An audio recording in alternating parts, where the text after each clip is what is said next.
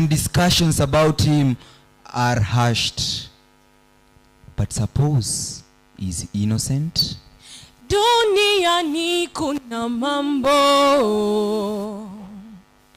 hata uwe ukimya, watakufuata na maneno ili wao wakupe sifa mbaya.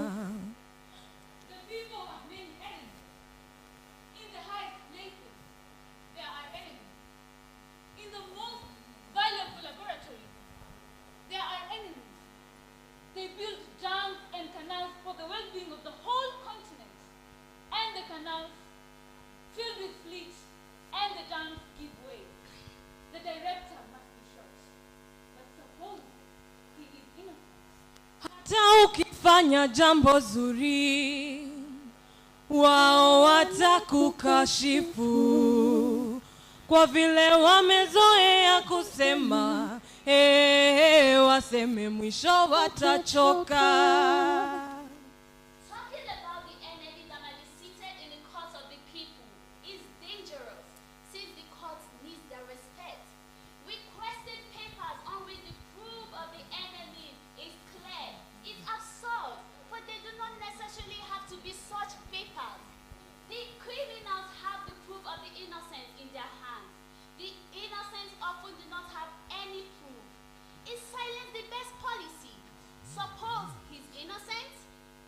Duniani kuna mambo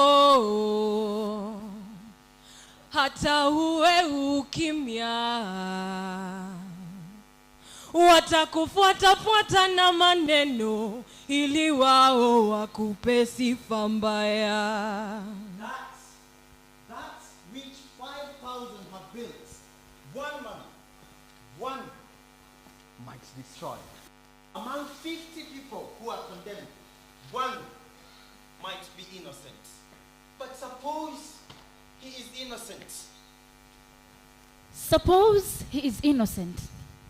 So there you sit. And how much blood was shed that you might sit there? Do such stories bore you? But don't forget that others sat before you and later on sat on people. Your science will be valueless, you will find. And learning will be sterile, if inviting, unless we pledge our intellect to fighting all enemies of mankind. And don't forget that men like you got hurt, that you might sit here and not the other lot.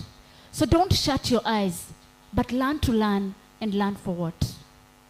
Duniani kuna mambo hata uwe ukimya, watakufuata na maneno ili wao wakupe sifa mbaya.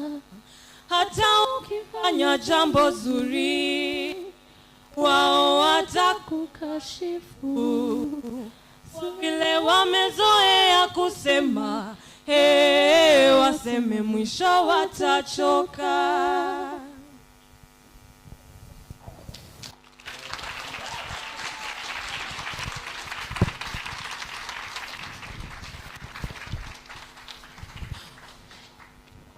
Wedoni urugari, wegiraga goro, mudu akayo hamwere wote ni kuimagini.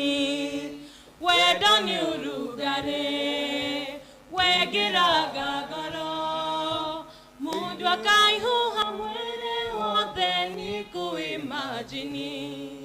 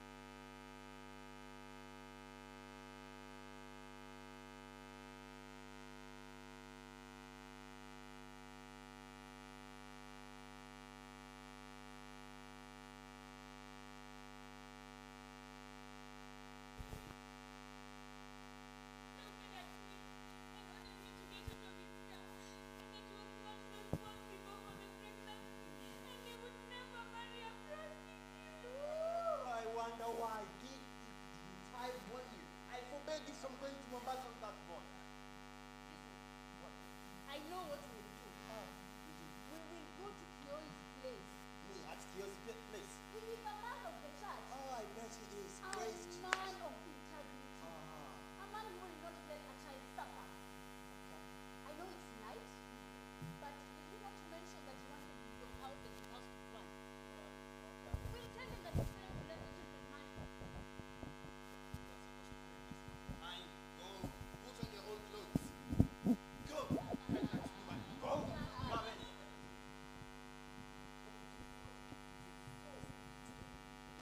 Now you see, this 1.5 million come from the sale of lions, tusks, and leopard skins to Japan. And this 2 million come from maize and salt that we sent to Uganda. And this 8 million come from Kumbe coffee.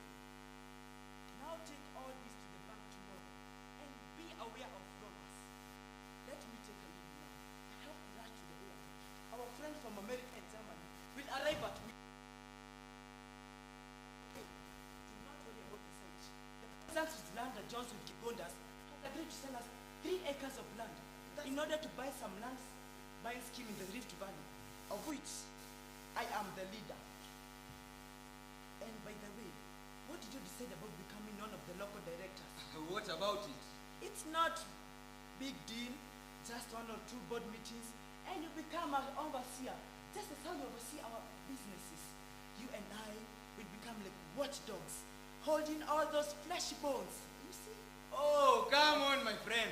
So about that, I think it will be better if we forward the name of John Muhoni so that he can become the director. Yes. You know, it's good to teach our sons responsibility because charity begins at home.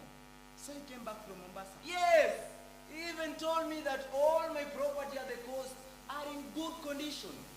Okay, yes. Bye-bye. Okay, no problem. Money, money, money, money. Something unexpected has happened. And instead of her and I marrying at the church, let the kids marry first. Hey, kids. Which kids are you talking about? Gadonian Moon. Which Mohoni are you talking about? Your Mohoni, did he not tell you Tell me about what? that he has made Gadoni pregnant? Oh no, my son cannot do such a thing. We raised him in a Christian way. Go away! I don't want to hear such nonsense. Why were you unable to take care of your own children? Hey, listen. We will go to court. You see, the laws are equal for everyone. Tell me. The courts.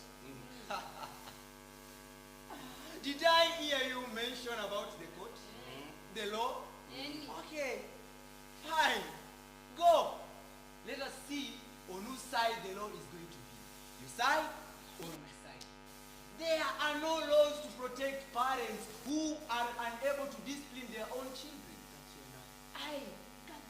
I am a matured person. And I will only let my son marry from a mature family. Right? So I am not a human being. And I do not have feelings. My husband. Is that why you will stand in front of us and call our daughter a hoe? Aho! Ah, Isn't she a hoe? A hoe. Isn't she a hoe? Say it again. A hoe. A hoe. A hoe.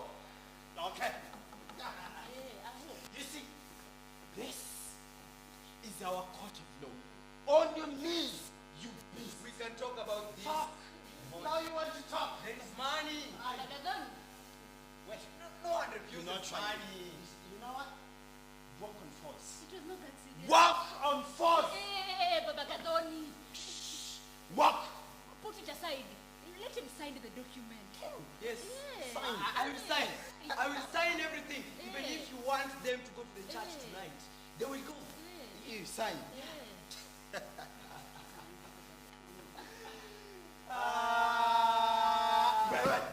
Listen, even if you were to give me all the wealth that you and your Asian and European and rich landsmen have stolen from poor people, I will not take it.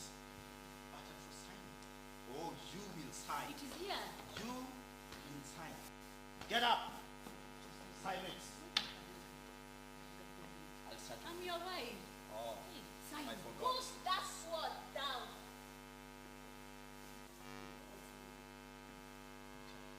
Join me. Now get out. What? I said get out of here.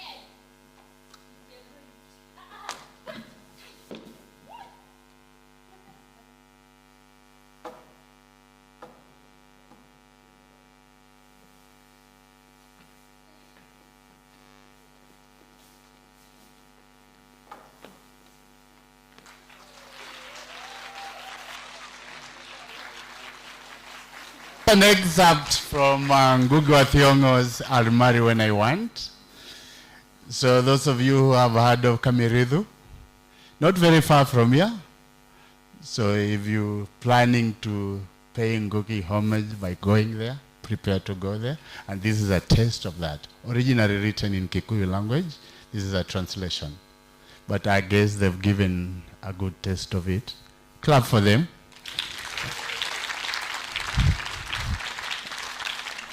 Now I hand over powers to my boss, the chair, to deal with bigger things. Thank you.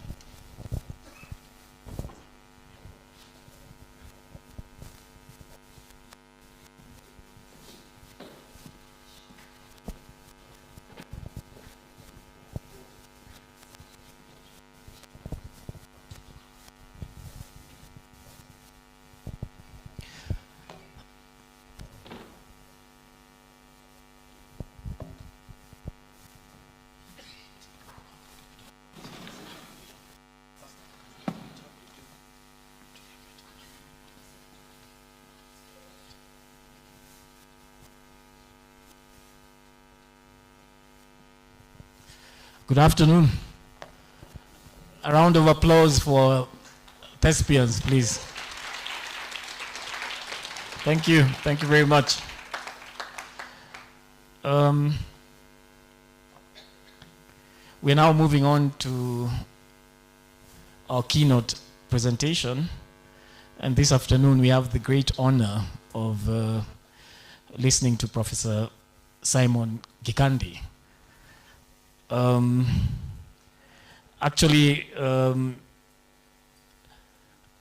We started this conversation with Professor Gikandi sometime last year when I thought that he would be, quite fitting in terms of giving us a keynote address. But I was wondering, how do I speak to such a big person, So I decided just to send him an email. And I sent him an email and told him, Professor Gikandi, I've been a long-term admirer of yours. And I once saw you at Yale giving a keynote address, and we crossed each other on the corridor. But I let you pass by because I did not have the courage to say hello to you. So I just watched you walking past. And, I thought that email would go ignored. But to my surprise, he wrote back and said, why didn't you stop me and have a chat with me? And he said he's very willing to come and speak at his, alma mater, the University of Nairobi.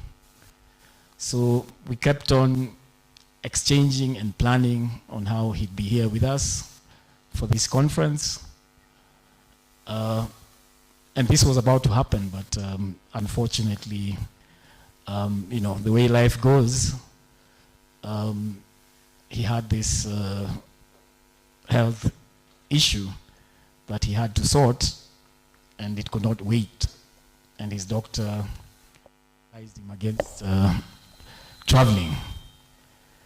However, noting the importance of this conference, he kindly agreed to join us online. So we're glad that at least we'll have him here. And Professor Gikandi, the invitation still remains open. Anytime, I'm sure with the permission of my chair, Professor Miriam Musonye, you're welcome here to join us. Am I wrong, Professor Musonye? Thank you, thank you. So you've heard it from the horse's mouth, Professor. You're very welcome here to the University of Nairobi. We miss you, and we do hope you'll pay us a visit soon. Professor Simon Gikandi is a class of 1943 University Professor of English and Chair of the English Department at Princeton University, where he is also affiliated with the Departments of Comparative Literature and African American Studies and the Program in African Studies. Gikandi was elected second Vice President of the Modern Language Association in December 2016. He was the first vice president of the MLA in 2018 and became the association's president in 2019. He served as editor of PMLA, the official journal of the MLA, from 2011 to 2016. Today, Professor Gikandi is here to make a presentation or give us a keynote address, and the title of which is Decolonizing English, an Incomplete Project. Welcome, Professor. Thank you very much, Alex. I'd like to thank you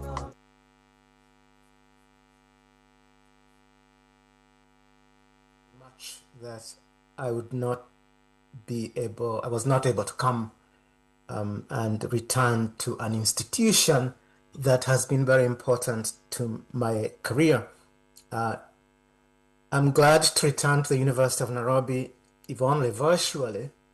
And as I was preparing this paper, I had many recollections and fond memories of the years I spent in the Department of Literature. But I also had a deep sense of loss because I realized that many of the people who are central to my own intellectual formation are no longer with us. I thought of Henry Owo Anyuba, I thought of Ngugi wa Thiong'o, I thought of Michelle Mogo, I thought of Chris Wanjara, and more recently Henry Chakava. Those were the people who really took me in and helped me at least begin to deal with some of the questions that have been central to my life and thinking as an intellectual. I thought that the best tribute I can give to these heroic figures is to reflect on the centrality of Nairobi in the making and unmaking of post-colonial criticism.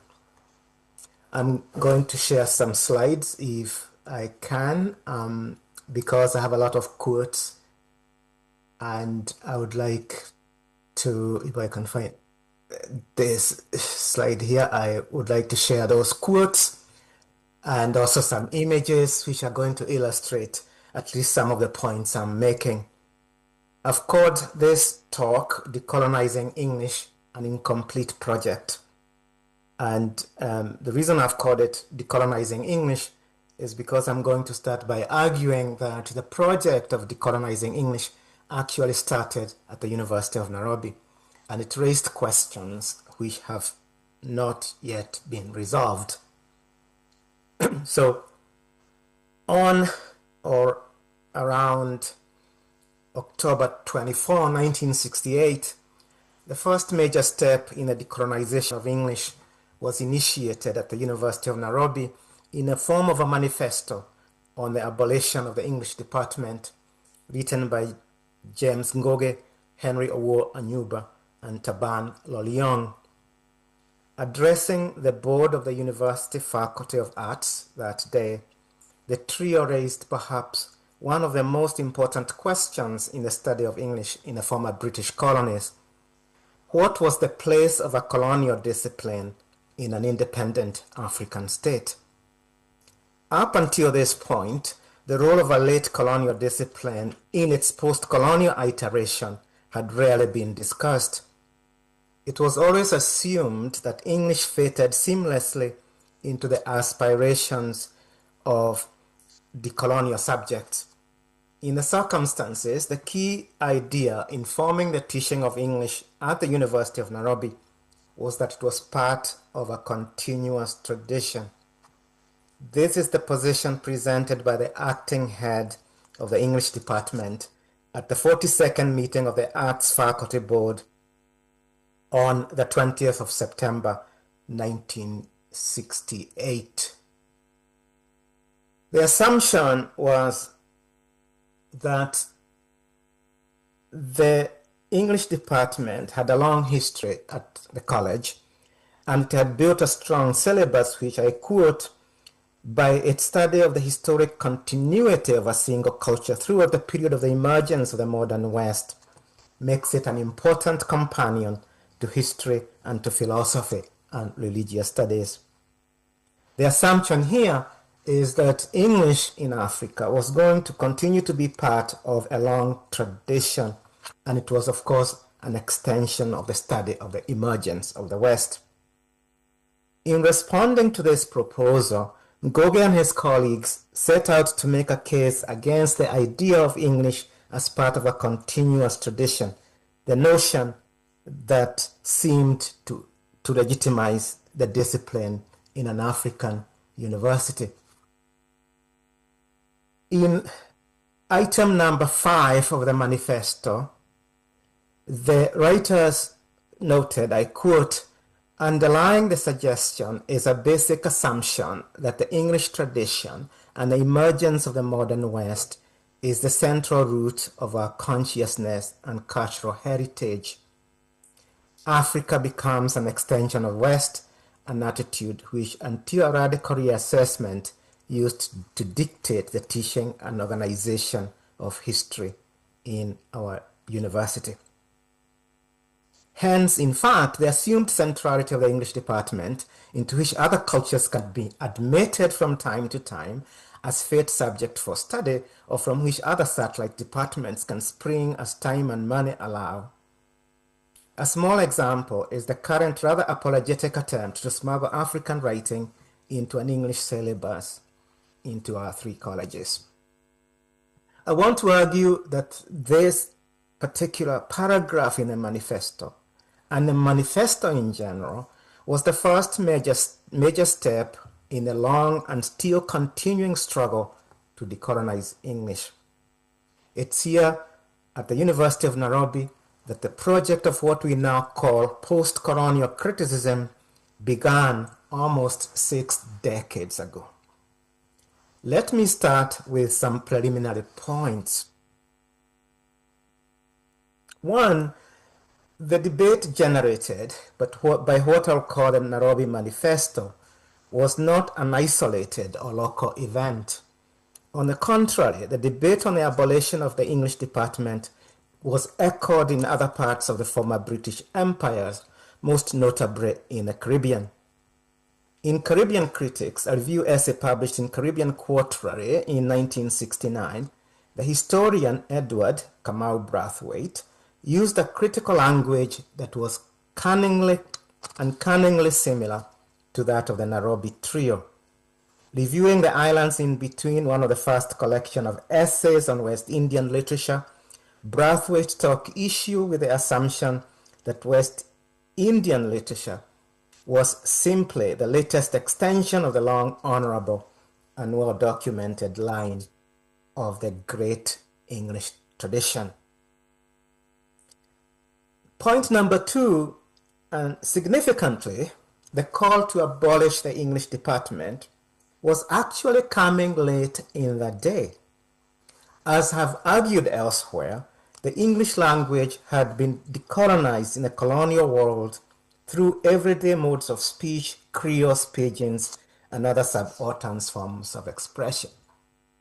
Indeed, the point I'm making here is that although we are still talking about the decolonization of English, what we are talking about is not the decolonization of the English language, because that had happened actually had been happening for a long time. The popular pamphlets produced in Onitsha in eastern Nigeria continue to be powerful reminders of the extent to which the African imagination transformed, deformed, and in many cases reformulated the English language, its local rules, its demands, and its desires. And I give you there just a sampling of the many pamphlets which were produced in Onitsha. If anyone has any doubts about how English as a language was being transformed, one just needs to look at these pamphlets or listen to BBC Pidgin. Furthermore, by the 1960s, various forms of literature in English had become central to debates on the history and criticism of English. Imaginative works by African and Caribbean writers had changed the nature meaning and structure of literary English by introducing orality and popular speech forms. Works such as Achebe's Things Fall Apart, Flora Nwappa's The Furu, Okot Pibitek's Song of Lawino, George Laming's In a Castle of My Skin, and Kamau Brathwaite's Arrivals are just some of the powerful reminders of the extent to which English had been transformed in practice. But in the theory and practice of criticism, and hence in its teaching, English remained, and perhaps still remains, yoked to its late colonial heritage. My lecture today is on the symptoms and causes of this yoking of English to its past. More specifically, I'll reflect on the inability of the discipline to break away from the authorized institutions of interpretation, which continue to be fairly agrocentric, at least in the part of the world where I live and work. My main argument is that decolonizing English remains an incomplete project, but this incompleteness opens a vista for new sites of interpretative labor. This lecture will try to address the reasons for this incompleteness in four parts. I will start by talking about the prison house of English. I will then talk about English not just as a form of criticism, but part of an aesthetic ideology. And then I'll briefly talk about overdetermination and contradiction in the field of English, using examples from the great cultural criticism of C.L.R. James. And then, depending on time, I'll reflect on what this incompleteness means and how we could recover in our existing discursive formation ways in which we can move English beyond its colonial, neo-colonial heritage. So the first part is what I call the prison house of English. And the central question I want to ask here is, why is it that post-colonial intellectuals find it difficult to break away from English as a disciplinary formation, even in decolonization? I'm especially interested in how the first generation of post-colonial intellectuals, including the people who taught me at the University of Nairobi, found it difficult to break away from English as a disciplinary formation. There are at least two reasons why it was difficult to break away from English as it had been inherited. The first one is institutional.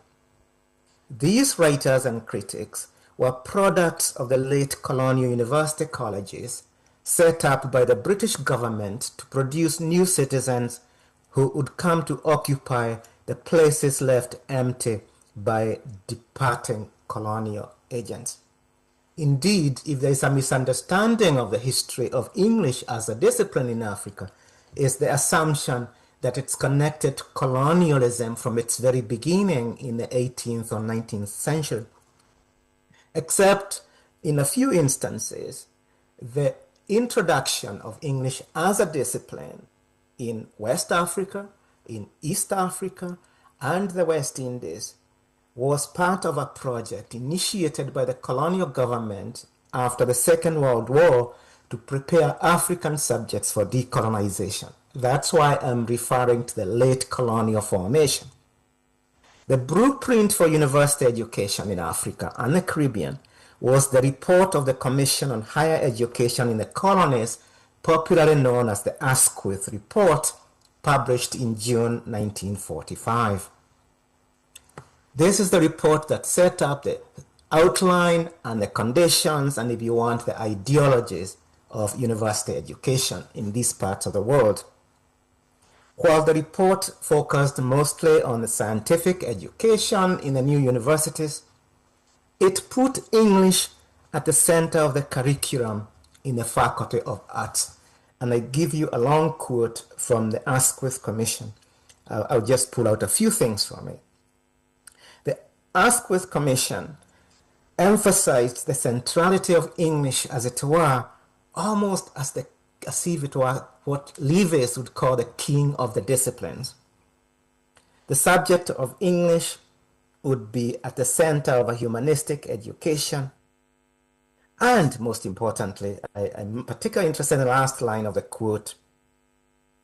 While the subject of English will be for many students the readiest means of access to the study of literature, and it's essential, therefore, that its teaching should be maintained at a level comparable to that of university courses in this country. That to me is the key sentence, because the assumption was that not only would be English literature be introduced in African universities, the mode of teaching, the level of instruction would be comparable to that of university courses in the United Kingdom. So in a sense, the teaching of English would be an extension of how it was taught in British universities. English would be a privileged discipline in the new university colleges, and crucially, it would not be different from what was being taught in British universities. The colleges at Ibadan, Makerere, and the University of the West Indies would, in effect, be extensions of their mothership, if you want, which was the University of London.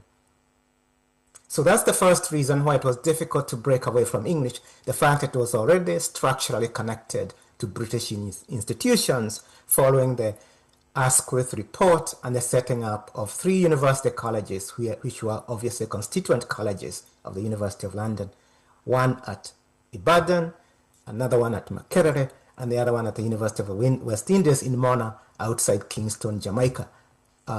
The fact that the debates that were to emerge in 1968 and 1969 echoed each other was not because there was a lot of interaction between African intellectuals from West Africa, from East Africa, and the Caribbean.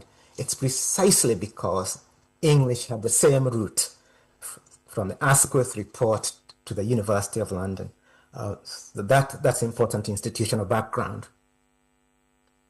But I also want to argue that there was a second reason, other than institutional, that made it difficult to decolonize English.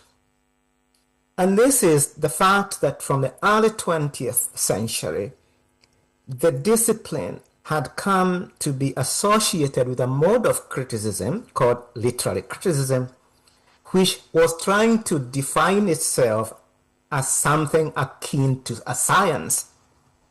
To borrow the words of Michel Foucault writing elsewhere about science, this kind of criticism saw its objects and its concepts as defined by a certain style and a certain consistent manner of statement. In the hands of its most prominent critics in the 20th century, English was not just informed by encounters between readers and texts. English became, again, if I may borrow Foucault's words, a corpus of knowledge that presupposed the same way of looking at things.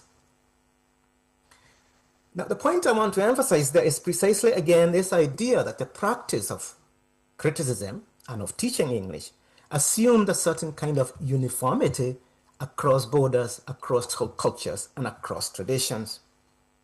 There were, of course, significant differences in the politics of literary criticism among the most prominent intellectuals in Britain.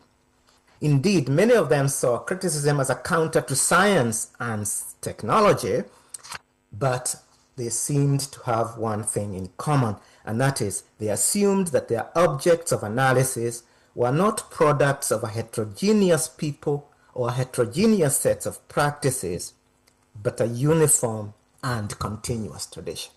And that was the legacy Ngoge and his colleagues were trying to undo. The criticism of English was defined by principles and practices in which a diverse set of texts became what F.R. Leavis called a living tradition. The cultures that produced English literature were, of course, diverse, even in Britain itself, but the structure of criticism tried to turn them into a homogeneous tradition. Criticism and culture became inseparable. It was criticism that authorized culture and made it, as Matthew Arnold put it, the authoritative defense against anarchy. For Matthew Arnold, quite an important figure in the emergence of English, culture was the most resolute enemy of anarchy because, I quote, of the great hopes and designs for the state which culture teaches us to nourish. If anarchy was the expression of heterogeneity, culture would be adopted as the state's weapon in enforcing singularity. And English was the expression of what this unanimity in cultural thinking meant. At the bottom of that slide from Arnold's Culture and Anarchy is a famous quote from C.L.L. James. He says in an essay about growing up in Trinidad in the 1920s and 1930s, I quote, "We lived according to the tenets of Matthew Arnold, spreading sweetness and light, and the best that had been thought and said in the world. Intellectually, I lived abroad, chiefly in England. What ultimately vitiated all this was it involved me with people in the most abstract way." An important quote because the way English was being imagined and transported into the colonies, especially in the early and mid-20th century, was that assumption that there was no difference between its traditions in the British Isles and in the former colonial world. Culture and English became one and were connected by criticism. And as is well known, the idea of culture as a part of a continuous tradition was at the heart of T.S. Eliot's aesthetic ideology. For Eliot, tradition was not a historical inheritance, but a self-conscious identification with a writing tradition. Oh, and I give you there a quote, perhaps one of Eliot's most famous quotes about tradition, where I'll just quote the first few lines. "Tradition is a matter of much wider significance. It cannot be inherited, and if you want it, you must obtain it by great labor."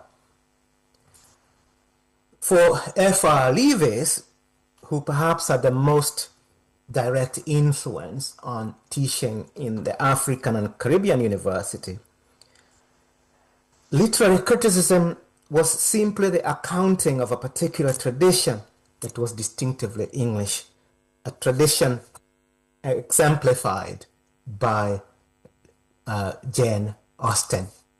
And I want to pause a little bit and call attention to the influence of Leavis, because what you see there is the cover of my own copy of Leavis's Great Tradition when I was taking a literature course at the University of Nairobi called Literary Criticism, taught by none other than the late Chris Wanjala.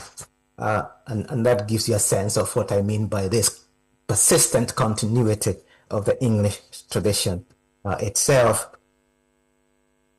So the question I want to ask here is, what does it mean to speak of culture and tradition at the new university colleges at Ibadan, Makerere, or the West Indies? In the 1950s, this was always a very important question, but I think it was still the question haunting literary studies in the 1960s and 1970s. Here, I find Abiola Ilele's retrospective response to this question instructive. Abiola Ilele says in an interview he gave in 1983, when asked about how the young generation of African intellectuals was responding to their literary education. The most important thing he said in that interview, I think, is, I quote, "We knew very little about African culture. We did not know that there was a certain African presence.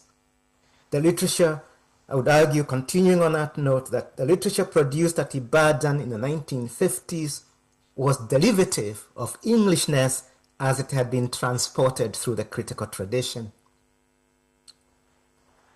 Ilele told Robert Wren in 1983 that when one talked about mythology, for example, one was not dealing with mythologies that had entered literary texts from the Yoruba or Igbo pantheon, but mythologies that had arrived through the classics of British modernism. I quote, "It came straight out of Eliot with bits of Yeats and bits of Hopkins here and there. In terms of concrete knowledge of the African background, we knew next to nothing, really next to nothing." In this particular case, Ilele was talking about the poetry of Christopher Okigbo, which has, of course, been seen as an important attempt to get to the roots of African mythology, or more specifically, Igbo mythology.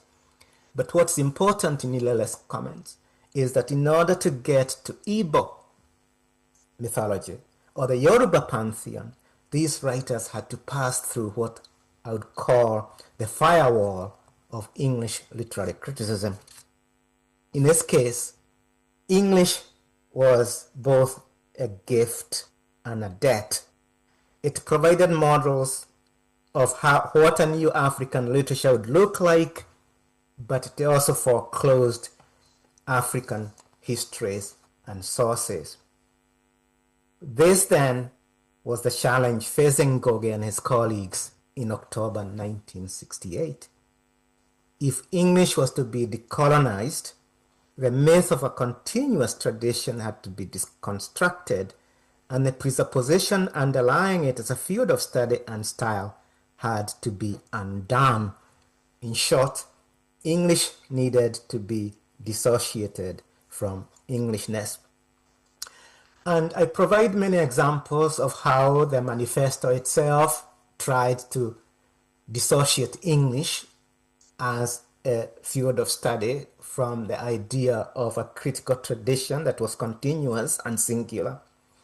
And some of the few examples, I'll just go through this quickly, was the assumption that in suggesting the change in name, the trio was not rejecting other streams.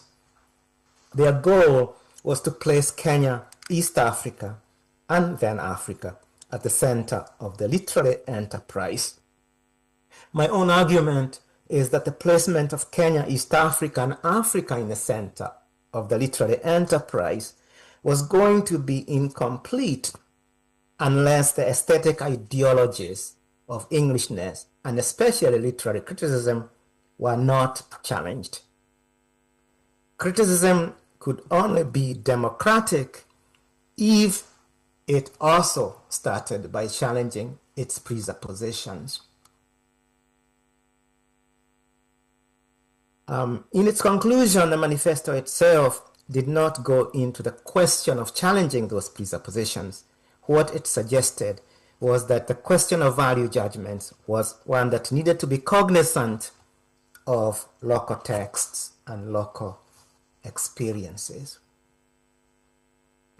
But I want to suggest that the problem here was much more than local institutions and experiences. Indeed, I want to argue that what was at stake here, if I can find my slide, was the whole idea of English as an aesthetic ideology. This is the second part of my talk. What was it that made English an aesthetic ideology?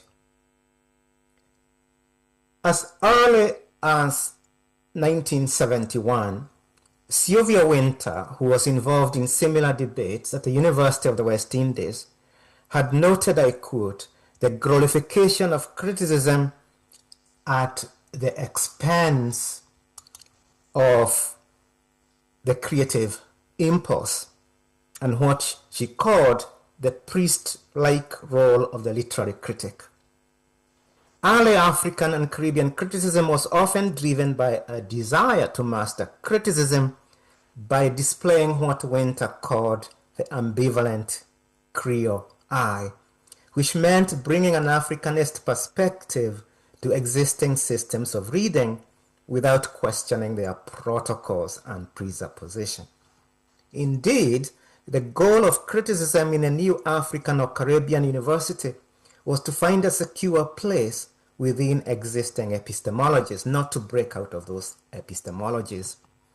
In this context, reading and rereading English was intended to recover literary texts that needed to be read in a global context, even when a British center was assumed to be the source of the English imagination. And here, I'm thinking of the magisterial interpretations of Shakespeare by George Lamming, Eldred Jones, J.P. Clark, and Sylvia Winters. I've always been fascinated by the fact that the foundations, the first attempts to actually develop a culture of criticism in Africa, was this rereading of English texts. And I give you here in that slide some of the most famous examples. George Lamming's reading of The Tempest in the Pleasures of Exile, Eldred Jones' majestic Othello's Countrymen, J.P. Clark's The Example of Shakespeare, and an essay by Sylvia Winters, again rereading The Tempest, collected in Out of the Kumbla, important collection of essays by Carl Boyce Davis and Elaine Saverly. I would even go further and argue that the geography of literature and its texts shifted, but the metropolis continued to be the aesthetic heart of what it meant to do literature. At Leeds University, for example, Goge's major project were some powerful essays on Caribbean writers published later in Homecoming, but going back to those essays continued to be the aesthetic heart of what it meant to do literature. At Leeds University, for example, I think someone needs to. Okay, sorry. I'm hearing my own voice. At Leeds, Goge's major research project was some powerful essays on Caribbean writers published in Homecoming, but his method was that of the Cambridge School of Criticism associated with Leavitt.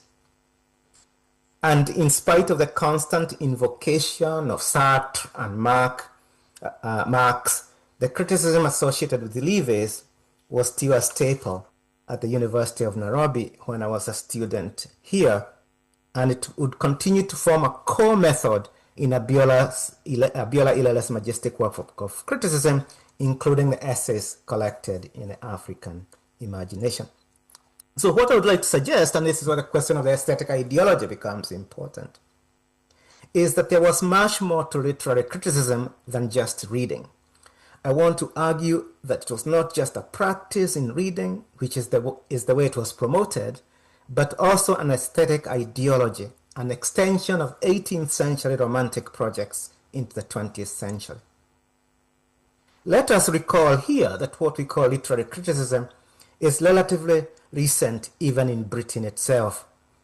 Criticism arose at the end of the 19th century and the beginning of the 20th century, when a discipline that started calling itself English started to replace the classical languages and literatures, Latin and Greek, as the basis of a humanistic education.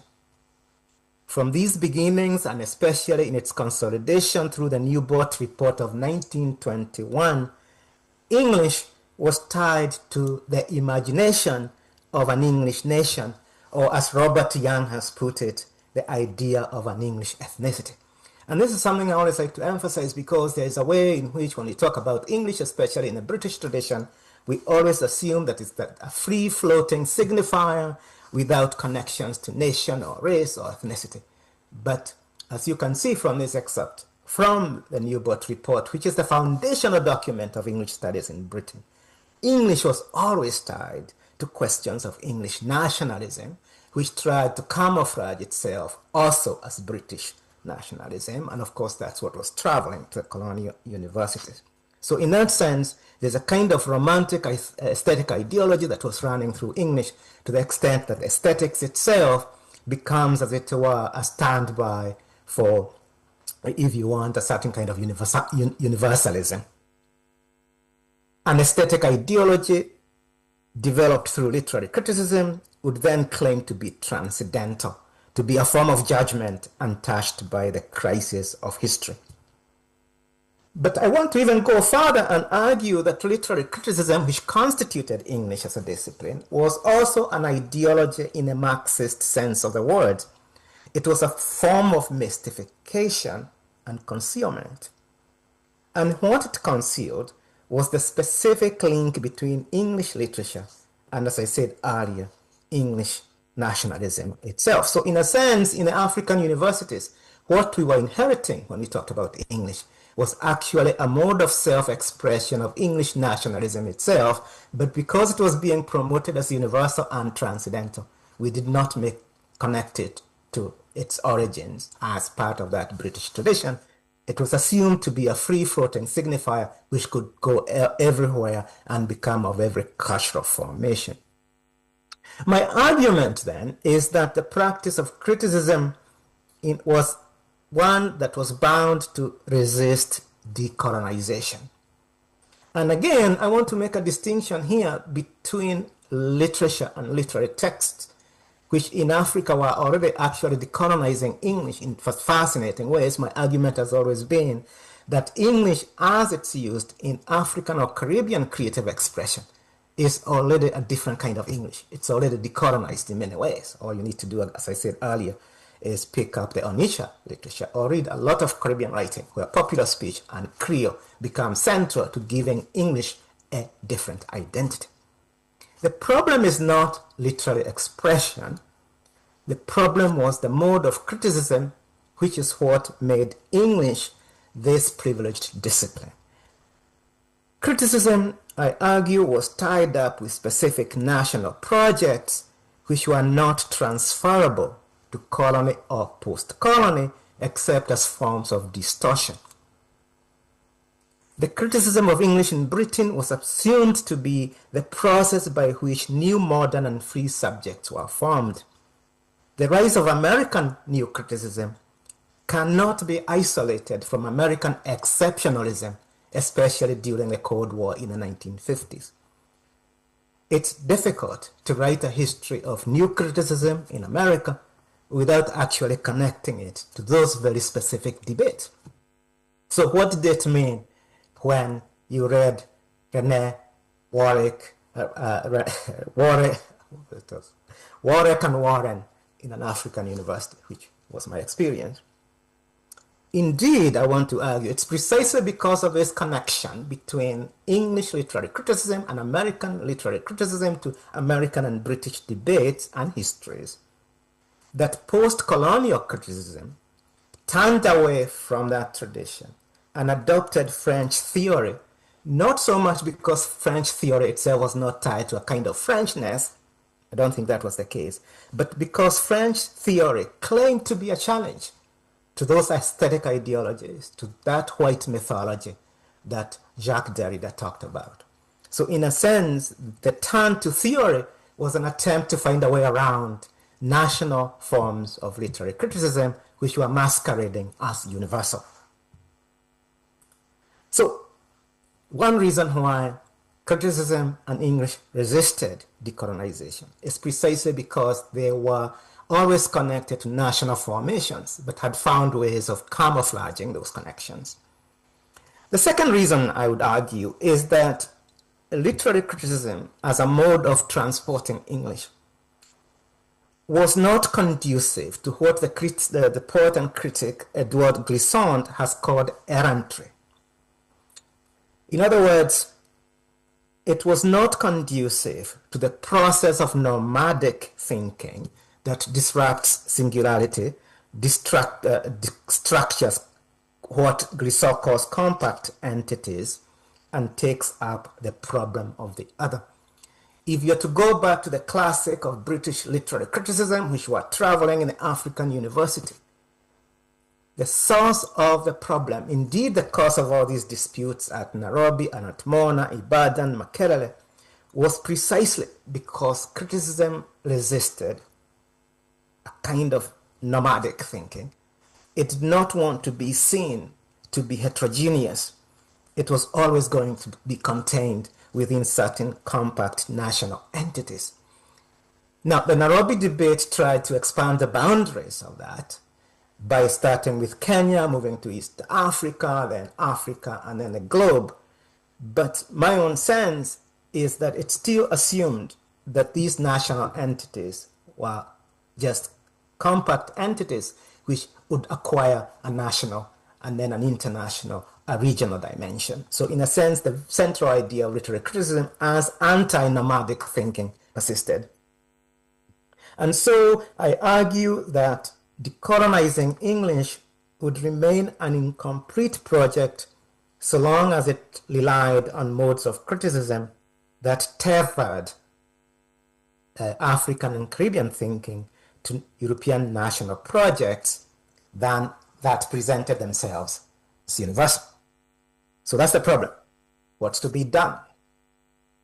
The last part of my presentation, I call this one overdetermination and contradictions. And I spent considerable time, I won't be able to get into all of it, but I spent considerable time going through the cultural criticism of C.L.L. James, who's considered to be one of the most influential post-colonial thinkers of the 20th century. As is well known, James's relationship to English was defined by identification in the deep Freudian sense of the word, the adoption and appropriation of another's identity. James's opposition to imperialism was uncompromising. He was a revolutionary, he was a Trotskyite. Nevertheless, he considered English and European culture to be an essential part of an inheritance that he could not abandon, a point he makes in Discovering Literature in Trinidad, an essay I referred to earlier, where James declared his affiliation with European civilization in stark terms. I quote, "I want to make it clear that the origins of my work and my thoughts are to be found in Western European literature, Western European history, and Western European thought." As you can imagine, I've spent considerable time trying to reconcile the two Jameses. James the revolutionary, the author of the Black Jacobins, the Trotskyite who was deported from the US, spent considerable time at Ellis Island where he wrote a famous book on Melville. I'm trying to reconcile that James with this other James who, to a large extent, was very much attached to Englishness itself. So I've been struggling with that question, but eventually I think the way I've come to explain it, and I do provide detailed readings, but I don't have time to do that here, I try to see James as a figure who is overdetermined, if I may quote Louis Althusser, overdetermined by the conditions of possibility of colonial culture. Growing up in Trinidad with his colonial inheritance, especially a literary education, he was overdetermined in the colony. At the same time, I want to argue that James turned his contradictions, or the contradictions that came out of his overdetermination, into a method. And what I'm interested in is, as it were, the tension between overdetermination and contradiction as a method.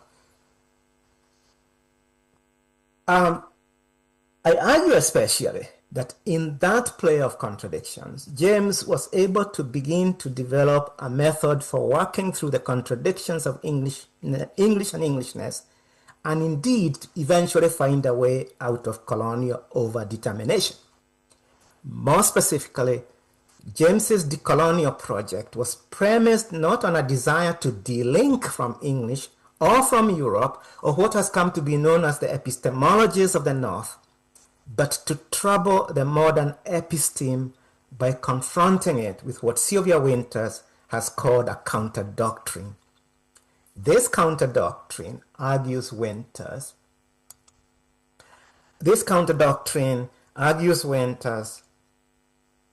enabled James to develop an aesthetics theory to address, I quote Winter, the national and racial questions that were repressed by the master conception of liberalism. So James is overdetermined to the extent that the language he speaks, the theories that he has, the thinking that he does, is to a certain extent overdetermined, structured, consciously and unconsciously by the cultures of colonialism and their afterlife. But at the same time, I want to argue, there is a way in which those contradictions enable him to recover, as it were, the repressed of colonialism and its afterlife. In effect, James turns contradiction into a method to claim what, again, Foucault would call a certain consistent manner of statement. So I spent considerable time reading what I consider to be a case in point. This is, of course, James's famous book, Beyond a Boundary.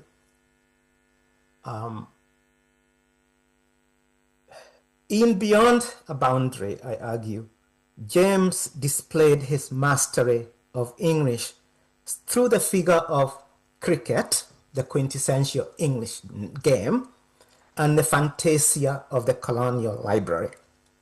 It was in the cricket field and the colonial library that the colonized subject would come to rehearse, master, and eventually exceed the parameters of Englishness. And I'll be showing you some quotes from the book on the slide. I'm not going to read any of those. In the library, the illusion of an autonomous, self-authorized reading of the canon of English letters could be sustained. Indeed, one of the most important things James does in that book and in his criticism is James reads English texts, but he refuses to read those English texts within the authorized institution of literary criticism. A case in study is, of course, James's engagement with Thackeray. I've always been struck by the fact that of all the colonial texts available to him, the one that James goes to is Thackeray's Vanity Fair. Thackeray is not at the center of a colonial education. You don't go to high school and meet Thackeray. It should be Shakespeare in some countries, or Milton in others. But James appropriated and engaged himself with Thackeray, and so in a sense you could see this, even in the reading of an English text, a kind of gesture of refusal, if you want. And in the quote I have right there, he explains precisely his relationship to Vanity Fair. And I'm interested in the very last sentence, that for years I had no notion that it was a classic core novel. I read it because I wanted to. To me, that's very crucial. I don't know anyone of James's generation, of my generation either, who said that they read these English texts because they wanted to. You read them because they were part of the curriculum and so on. If you wanted to read books because you wanted to, you went to the popular, you went to some fictional figures called James Hadley Chase. So what I see in these examples of James reading Thackeray is something akin to what Homi Bhabha has called the menace of mimicry, which, to quote Bhabha, in disclosing the ambivalence of colonial discourse, also disrupts its authority. The power and uniqueness of Beyond a Boundary arises from James's ability to work within the limits set by Englishness and to mimic and mock Englishness at the same time. In this book, as in most of his cultural criticism, James does not seek to dissociate himself from his inheritance or his colonial education. Rather, cultural criticism becomes the method in which contradictions, the war between Puritanism, English literature and cricket, and the realism of West Indian life are recalibrated to yield new ways of looking. You'll find that slide there. James finds himself in a world in which everyone wants to decide what his life is. That's what I call overdetermination. But in reading English texts differently, he begins to fashion himself to find a new way of seeing, of looking, and of being. In this case, like street cricket, reading against the grain comes to depend on a kind of stubborn refusal to play the game by its rules. Those of you familiar with Beyond the Boundary, you remember the very detailed and often moving descriptions of cricket. And what always strikes one is that James is not talking about cricket as it's played in England or as it has been introduced in the colony. James is fascinated by the way cricket itself becomes a way in which colonial subjects can emerge, master Englishness, and move it in a different directions. In this sense, for James, critique was ultimately premised on a mastery and deformation of form, a stepping out of social formalities and the rejection of the ideology of form itself. So I want to conclude then by talking a little bit about what it means to think about overdetermination on one hand and what I'm calling contradiction as a method. The most remarkable thing about James's writing on cricket in Beyond the Boundary is the way he enables us to go back to the questions that started my discussion today. If criticism was what defined English, and if its ultimate goal in decoloniality was to set metropolitan accounts askew, as Gayatri Spivak once put it, could this decolonizing imperative operate outside the limits of the language it had adopted or inhabited? And if decoloniality is ultimately about delinking from the epistemologies of the West, as Walter Mignolo and others have argued, what is the meaning of the work of those critics like James who set out not to delink from the West, but to occupy its epistemologies? I've always been struck by the fact that whatever the subject of his criticism, whether it was Melville, American cartoons, or the literature of the Black Arts movement, James's goal was to bring these literatures into the orbit of the epistemologies of the West. His decolonial intention and method depended on his ability to show how the introductions of subjects considered to be outside what Michel Rolfe-Trouillot has called Atlantic universals had used their marginality to call into question the authority of metropolitan institutions and its vocabularies. So what I'm calling incompleteness here, one could also call it the fragment, one could call it the marginal, are those moments in which in texts which seem to be located within the epistemology of the West, we begin to see important oppositional work being performed by the minor and marginal. The minor and the marginal event, the minor and the marginal figure, the minor and the marginal expression, which comes to function as the figure of a contradiction that challenges over determination. So I want to end with such a minor figure in James's Beyond the Boundary. A book concerned with cricket and a canon of English letters has one figure at the very beginning who becomes transformative. The figure in mind here is, of course, Matthew Boardman, who makes a brief but significant appearance at the beginning of Beyond a Boundary. He was a young man already when I first remembered him, James says, medium height and size, and an awful character. He was generally dirty. He would not work.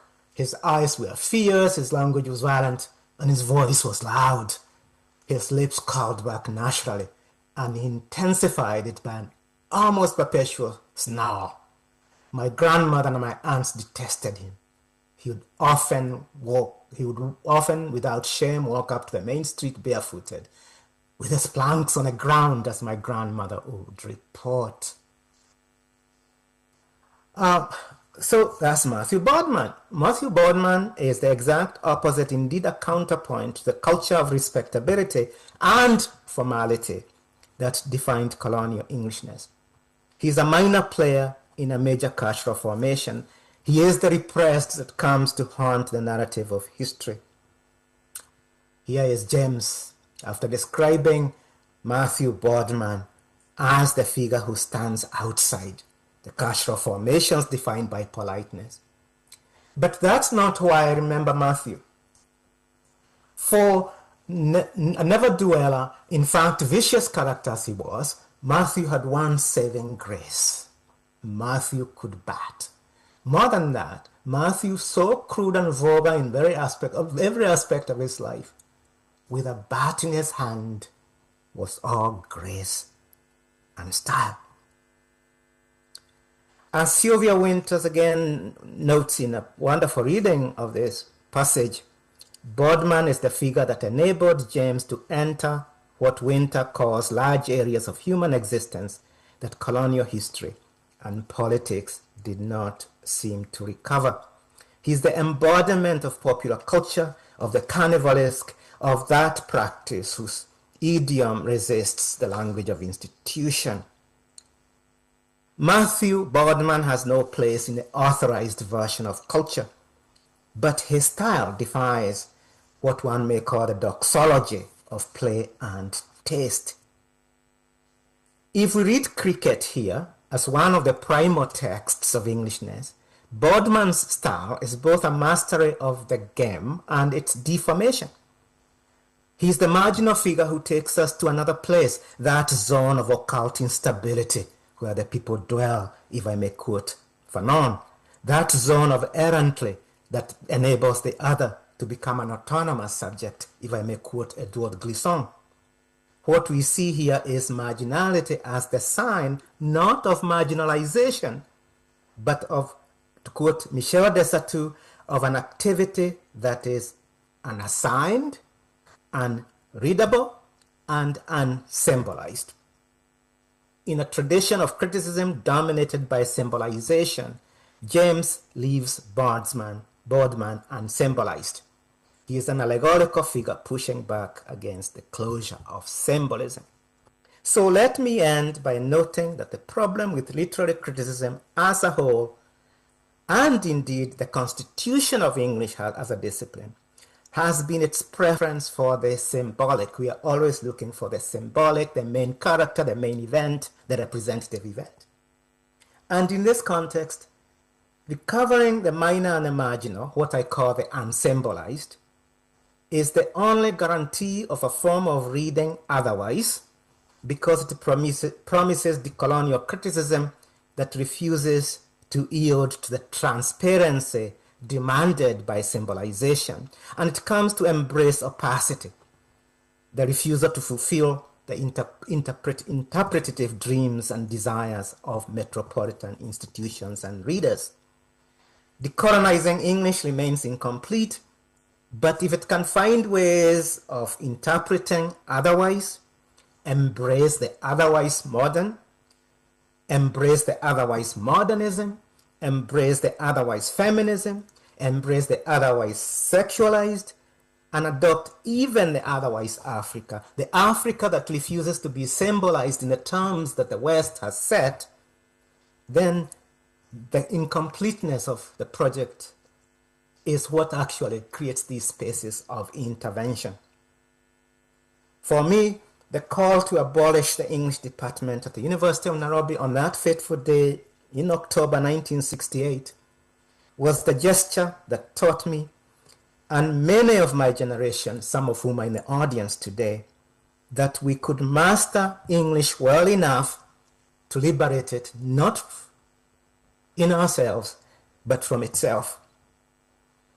And in order to continue this project of decolonization, I would suggest that we now need to bring post-colonial languages, African languages, Caribbean creoles, Indian languages, audiences, and constituencies to the center of these debates. A post-colonial criticism is not possible so long as we continue to assume that God speaks English, and so long as we continue to assume that the only audiences and constituencies that matter are those located in the metropolis. This is the time, as it were, to ask, how do these things appear to audiences located elsewhere? How do these words translate or refuse to translate in African languages. The Okono Bu Bong Luput, Okono Wi Obu Bong Luput, Okono Bong Luput. Pumpkin bores in abandoned homesteads are never uprooted. Pumpkins in homesteads are never uprooted. Pumpkins are not for uprooting.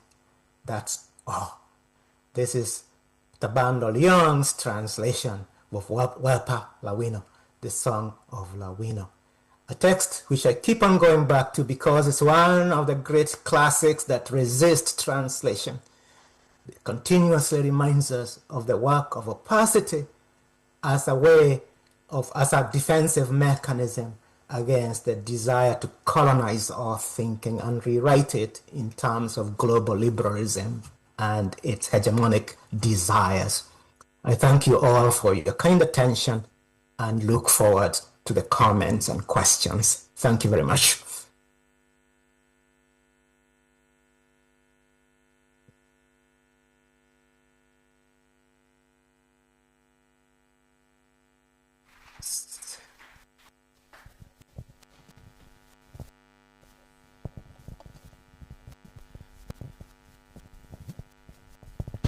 Thank you very much for that presentation. I think we have some time for some comments and questions, so I'll quickly go over to the audience.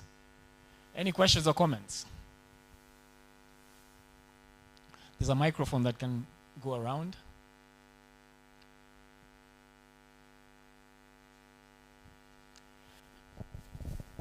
Any questions or comments?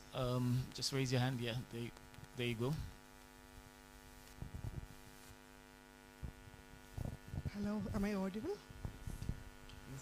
Professor Keynote, this is Arjuman once more. I hope you can hear me. Can hear you. Hi. Thanks for such a wonderful talk. As we see, the project of decolonization has these two important terms. One is delinking, the other is relinking. Now, when we are talking about symbolization, we also can think of desymbolizing and resymbolizing. So I understood what you mean by desymbolizing the colonial symbols, but how do we go about resymbolizing the new discourse of decolonization in our context, like India or Africa? Thank you. Yeah, it's a very important question. So there are three different ways of thinking about it. The first one is I would like to emphasize the very specific ways I'm using symbolization. I'm not just thinking about symbolization as the use of and the dominance in public spaces of colonial symbols and their adaptation and reconfiguration as post-colonial symbols, which are really continuations of colonial symbols. I'm also thinking about how the discipline of English studies, of literary studies itself, tends to privilege a kind of symbolization, so that in order for these worlds we come from to make sense, we are looking for the symbolic. We are looking, in the case of James, he spends a lot of time talking about events, writers, and characters as representative. And in that sense, symbolization becomes, as it were, the condition of possibility of English as a field of literary expression, even when our methods and even when our desires are to undo that symbolization. So in order for India to make sense to people outside India, we symbolize it, or we find those symbols in an Indian text where we can say in our teaching that the elephant is a symbol of. And the problem with that, obviously, is there isn't one symbolization of the elephant. I've traveled in India, and depending on where you are, what that elephant means, what that elephant looks, is going to depend on shifting contexts, regional, religious, and so on. So that's why I was using about symbolization as a mode of a hermeneutical tool, if you want, which has become so dominant that it has functioned as a prison house. How do we think about these cultures and countries and traditions outside the symbolic? Writers themselves, especially now where most of the audience is located elsewhere, are often tempted actually to symbolize. You write a novel about refugees in Europe and you say they come from Nigeria or Zambia or wherever they come from, but you want to turn it into a symbolic so that it has meaning. So that's one of the things I'm kind of trying to push back against by calling attention to another fact, which is that within those texts that seem to symbolize, and I'm not against symbolization as such, you are going to find those moments of slippery, of unconsciousness, of marginalization that call the symbolic into question, even within that text. So in the case of the James text, in Beyond the Boundary, of course, the key symbol is cricket. It's symbolized in fascinating ways as it moves across borders. But Matthew Bondman plays cricket and he's very good at it, but he's already doing something. He's showing us that cricket and a certain kind of politeness are not connected. They can be disconnected. That's radical, because the way cricket emerges, and James talks about this often, is that it's a culture of taste, of the gentleman's club. You dress a particular way, you break for tea. What does it mean for cricket to be played in the streets by this uncouth person, so-called, dirty, doesn't care for the language, and yet he's brilliant? It's that juxtapositioning that's undoing the symbolic. But the most important question really has to do, of course, re-symbolization. Because it's a difficult question because, and I don't know what to say about it, except that I can ask another question. How do you go about re-symbolizing in such a way that the re-symbolized is not a replica, a replication of the symbolic? So I think that was the major challenge of early African and Caribbean and Indian literature. How do you talk about African histories? And those of us who spend a lot of time thinking about the emergence of the novel, for example, in Africa or the Caribbean, it's a major challenge. It's the challenge Chinua Achebe faces. Unlike let's say Tutuara, who is not conscripted into the culture of criticism. Achebe comes from University College Ibadan. Achebe has learned how to symbolize. He has read the texts of modernism, but he wants to re-symbolize history differently. And so when you read his works, there's that beautiful tension between the institution of literature and the institution of colonial culture, of his own upbringing, and his attempt to redo it. Rhoda Cobham at Amherst College wrote a famous article years ago where he's talking about the famous scene describing the sacrifice of Ikemefuna, which on one hand is such a powerful rethinking of tragedy and the tragic, as Arthur Christian has argued, but at the same time, you hear echoes of Genesis 22, Abraham and Isaac, and so on. But that's part of Achebe's heritage and part of his own struggle. How do you re-symbolize without replicating? Post-colonial, the crisis of post-colonial society was precisely that we are trying to de-symbolize, but we are actually coming up with new symbols which don't call attention to what they are re-symbolizing. In many cases, they're just translations of colonial economies of representation. So that's the way I would respond to that question.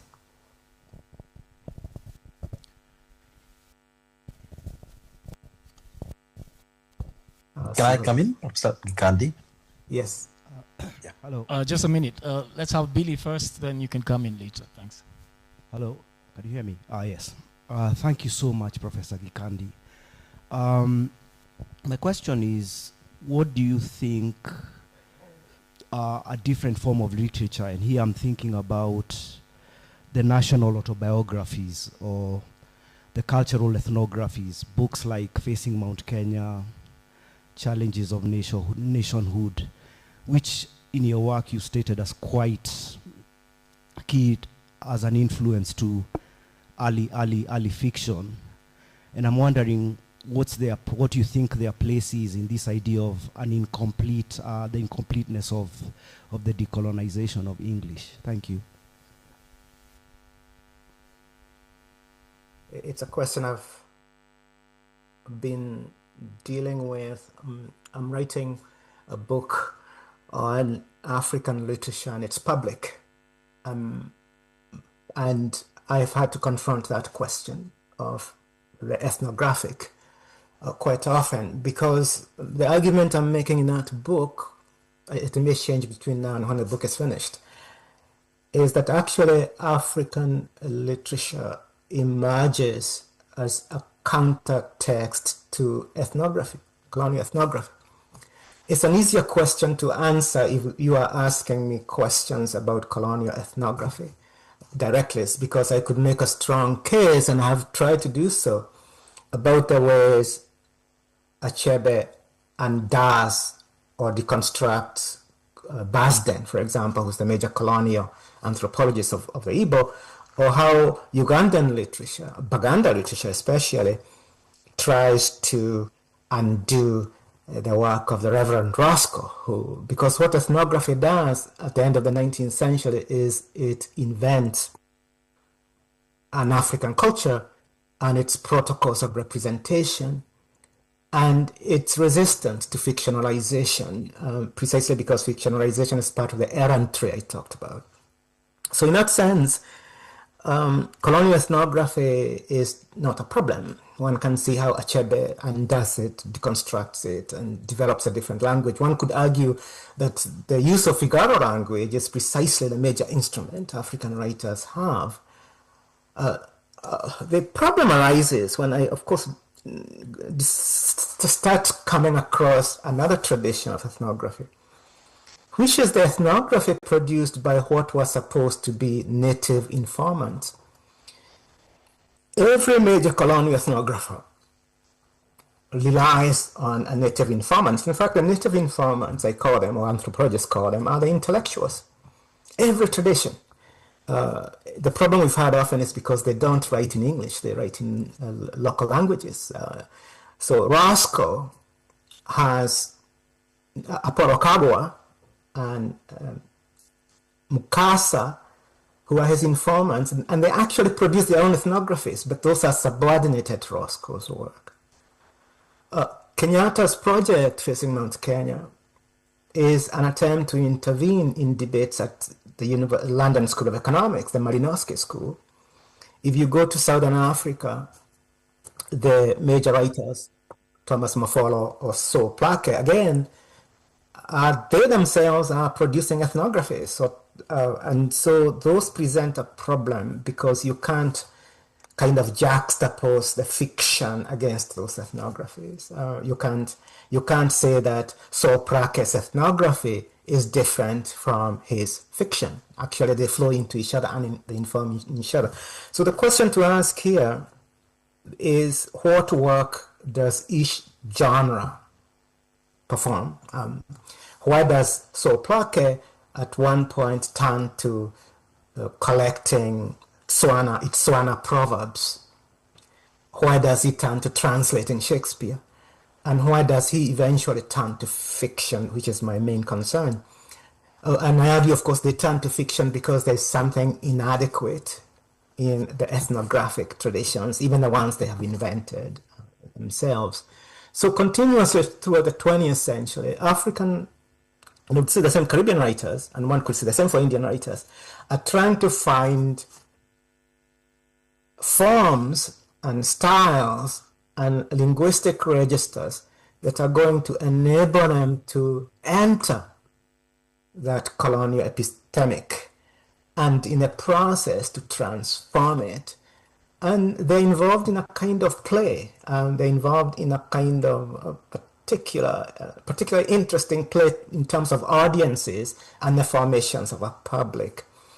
And one can talk about that in many ways. I talk about it in my book. My case study is the ethnography of Sir Apollo Kagwa, who is the Prime Minister of Buganda, who is not only the native informant, he produces his own works, but those works are always subordinated to the European ethnographers. The people who go to him for translation because they don't speak Kikanda. Similarly, of course, there's still work to be done. If you are to go to the, let's say, Kenyatta himself is an interesting figure because in a kind of way, there's always been a misunderstanding that Kenyatta is the primary ethnographer of the Gikuyu. There are some powerful Gikuyu texts which await translation. The earliest one, Stanley, Keama, Gathegera, Gakala Wanjau, the whole tradition of people. And then it's the same of obviously in other Kenyan traditions. I collect all these ethnographies, even in languages I don't read. So we need to ask what specific work is a particular genre performing and why does it face limits and what are the possibilities of innovating new techniques, which is what I think has been happening in African literature. So I hope that addresses some of your questions. Okay, I think there was a question online. Was there someone online? There was someone online earlier, if I was not wrong. Someone online. Yeah. Yeah, you could go ahead. Yeah. Can I? Yeah, sure. Go ahead. Yes. Yeah. Hi. Hi, Professor Gandhi. Hi. It was very illuminating to hear you. I'm Jyotirma Pradhani from Shillong, India. And I remember having a kind of interview together long back. You have actually brought in a lot of interesting facets to understand decoloniality. I would like to know something from you regarding what you said about overdetermination. That is one. I would like to know from you about that in relation to decoloniality. And secondly, I was finding quite interesting. In fact, I just, as I was listening to you, I bought the book also, Beyond the Boundary, online. I would like to know from you how you relate this decoloniality and these paradox of cricket. Because the cricket, when we bring it in the Indian context, we have some kind of reasonable prestige so far as the only sports that we are good at is cricket. But at the same time, as you have also mentioned that and at the present moment, at the present time, there is also a lot of aggressive animosity against English. So that is the kind of paradox. Yeah. And at the same time, we also are a nation where English is also a major language. So we also have some kind of expertise in this as well. Now, when it comes to addressing the question of decoloniality, there we see some tendency of appropriating the term and pushing some kind of rightist agenda. How do you look at, what kind of explanations or appreciation would you give from decolonial perspective to understand these paradoxes in the context of our kind of countries in Asia, or being in a country where certain kind of forces are emerging as powerful forces as such? Thank you, and nice seeing you again. So let me start with overdetermination. The basic premise, of course, which James subscribes to, is that imperialism itself and colonialism and colonial culture especially is overdetermining to the extent that it creates the boundaries, limits, and the structures in which subjects emerge and in which the modern episteme establishes a logic that's never questioned, whether it's the logic of the civilizing mission, whether it's the logic of trusteeship, whether it's the logic of, as it were, racism. James talks about all that quite often.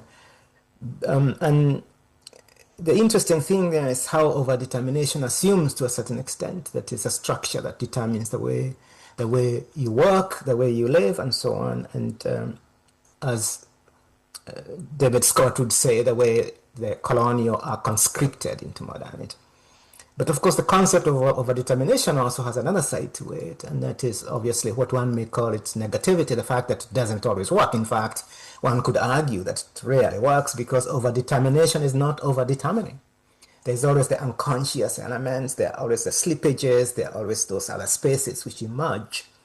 And most importantly, in the case of James, there's a case where one can be overdetermined by institutions, but also find spaces of play, of what one of my former colleagues, Ross Chambers, called oppositionality. Chambers makes a distinction between revolution, which sets out to change everything, and oppositionality, which is just being bad, refusing to play the game the way it's played. So James is brilliant. He wins the scholarship to one of the most prestigious high schools. His father has trained him well, and he goes there and he says, I'm a disappointment because I read a lot, I'm bright, but I refuse. You've known those people, you have had those students. I refuse to read the books. I refuse to follow the rules. So in that sense, the institutions are determining, but doesn't mean that you as a subject don't have agency within it. And agency, I suggested, emerges through working through contradictions. You turn contradictions into a method. So Bondsman, the cricketer, is a site of contradiction because he's brilliant in the colonial game, but he doesn't care for the culture of manners and respectability because you can already see it in a colony where it doesn't make sense. Similarly, the question emerges in terms of James. He lives in a racial colony and he talks about the fact that his dark in Trinidad is going to work against it. But on the other hand, it doesn't matter to him because he has created within himself, through reading, a universe that he can occupy.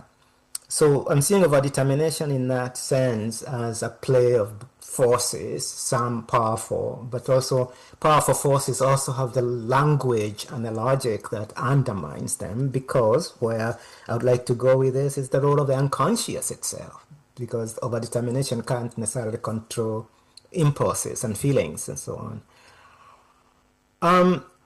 The question of English and decolonization, you're right about the paradox. It's the paradox we live through, but I also believe it's only a paradox to the extent that it's oblivious to, as James would say, to the realism of the situations in which we find ourselves. So in the case of English language, I usually like to make fun of the way English wants to be seen as singular, but to a certain extent, I have never been to a place where it's singular. It's in some of our countries, the beautiful part of it is the way English is constantly confronted and messed up by other languages. And, if you listen to a cricket broadcast or a soccer broadcast in South Africa, there will be English, and then there will be all these other languages intervening and so on. Or if you watch Bollywood cinema, again, there are moments where you have the Hindi, or you have the Tamil, or you have the Bengali, but then the English comes, and then we go back to the other language. There's a kind of multiplicity even in English itself, which means on one hand it appears hegemonic because of its globalization. It appears to be a global language.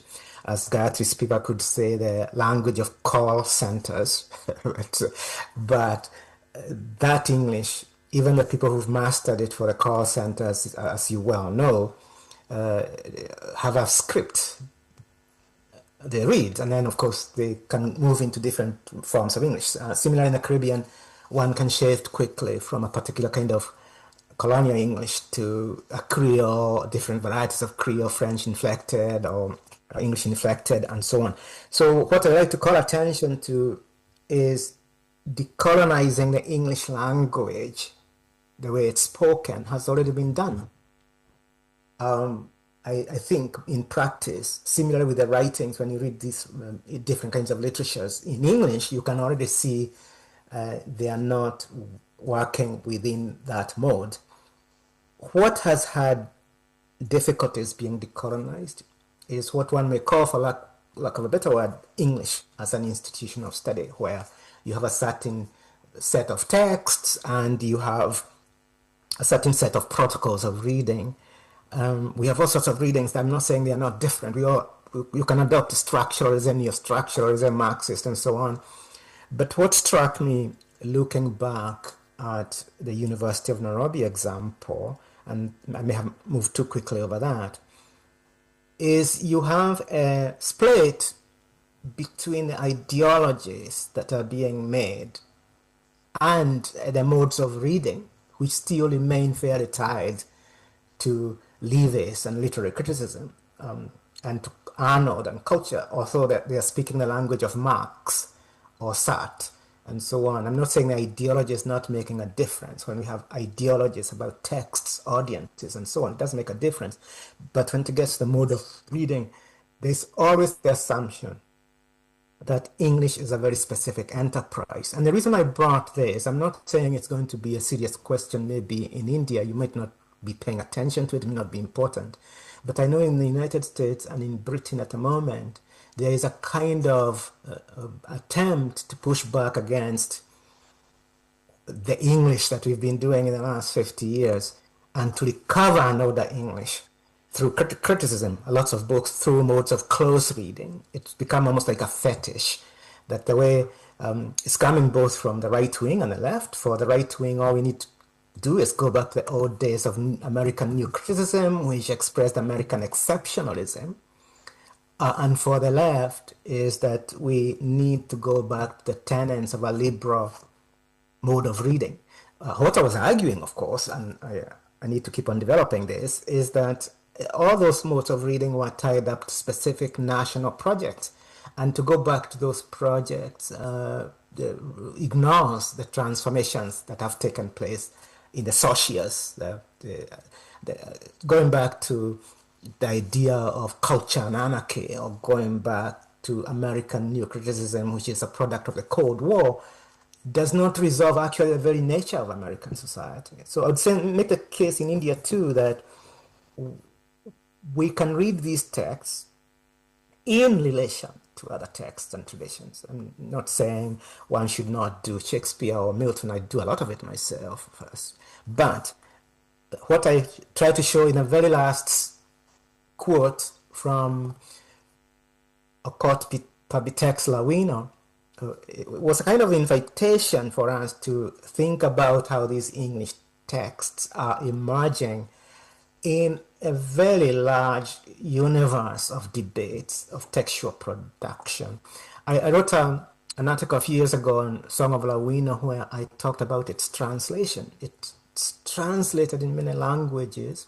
I first encountered it in English, and then I encountered it in Kiswahili, and then I encountered it in German and French, and a few years ago I encountered it in Kiganda.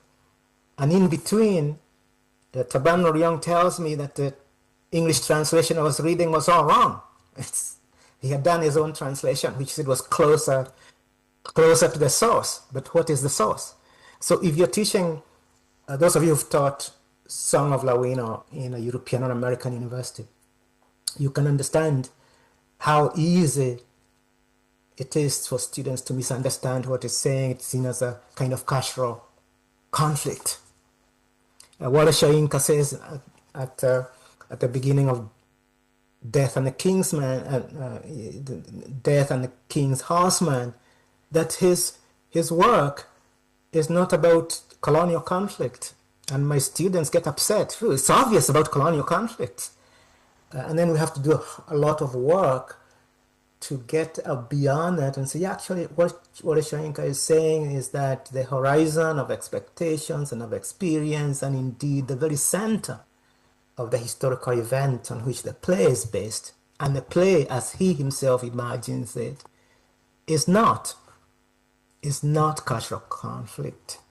And the only way one is able to make that argument is actually to teach Wallace Shainka's text in relation to other texts on the same event. the king must die in Yoruba, in translation in my case because I don't have Yoruba. So that's what I'm talking about, kind of culture. Edward Said talked about a contrapunto reading, where you look at the English text in relation to the colonial event, Jane Austen in relation to slavery in Antigua, and that opened up all sorts of conflicts and also possibilities. But I'm also arguing that when you're teaching Indian literature, one way of complicating those debates is to teach it in relation to other texts. How many people teach Salman Rushdie in relation to some fairly majestic Hindi literature? To me, the turning point in teaching Indian literature was when I discovered the classics in Hindi, like Premchand, because I used to just do the stuff in English. I don't read Hindi, but I still do Premchand in translation. And Premchand complicates what we imagine to be Indian literature at the beginning of the 20th century. So that's how I would kind of try and negotiate those debates. As far as language is concerned, obviously, again, our cultures are multilingual, and I think that's something for us to celebrate. Our readings should be multilingual. And what I'm also discovering is actually there are lots of literature and literatures in many African languages. It's just that, in fact, the foundational literatures are not the literatures of the post-World War period. The foundational literatures are literatures written before that, and written sometimes in languages which don't seem to make sense to us. That's the problem with English. One way of confronting the problem with English is to compare those texts that are produced outside English as a discipline with the texts which obviously come out of English. The Makerere Ibadan novels come out of English. The literature of Tutuora, of Obeng, and even Cyprian Ekwenzi come outside English. And the point I'm making here is not about education. Ekwenzi goes to the University of Ibadan, but he doesn't do English. I think he does pharmacy. But he becomes a novelist, and it would be interesting to compare his novels to those of the people who are doing English, because people doing English cannot make a separation between criticism and the imaginative, I think. So anyway, that's a long way of trying to address some of your questions. Thank you, sir. Thank you. Okay. Thank you very much, Professor Gikandi. You've reminded me of a text I inherited from my dad. I think that F.R. Levy's text was, I inherited a very worn copy. It didn't even have a cover. So I'm glad to see that cover and know that it was read. We continue teaching practical criticism here at the University of Nairobi. So that tradition kind of goes on. In fact, in 1968, the University of Nairobi was yet to come into existence. We still have the University of East Africa. So I tend to wonder what the impact was of the fact that at the University of Dar es Salaam, I think the likes of Kamenju had not really picked up on this call for decoloniality. And at Makerere, they remained within the framework of Cambridge. Indeed, the fight for the abolition of the English department only came to fruition, I think, around 1971. And I think the East African community continued to exist until 1977. So I would wonder whether this was a hindrance on this, decoloniality that was brought about by the famous trio here at the University of Nairobi. And, there's this growth of a literary tradition that is addressed by Chris Wanjala over the years, where he talks about three traditions, I think, coming up. The Western tradition that follows F.R. Levis, the more oral tradition that is based on a yearning to return to African culture, and a kind of syncretic approach that wants to marry these two approaches. And I think he Yes. delves into this as a growth of a literary tradition that is particular to East Africa. So some of us have come up as literary mongrels, in a manner of speaking. We're neither here nor there. And when I listen to you, Professor Gikandi, I wonder, maybe one day you need to talk about your own subject position, because I think you're one of the people who is very well versed in all these traditions. You can move from one extreme to the other very comfortably. Another thing is, when I think of Mudimbe's La Chose du Texte, it comes close to what you've been talking about, because Mudimbe looks for that authentic, Africanness in our culture and our literature.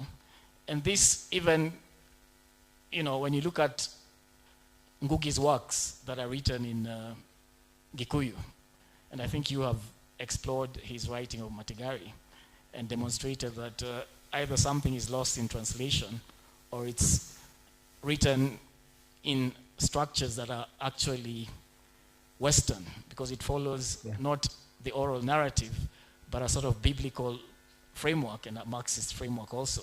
So just writing in African languages is not necessary. To find La Chose du Texte, you have to go further. And as you say, this is easily found in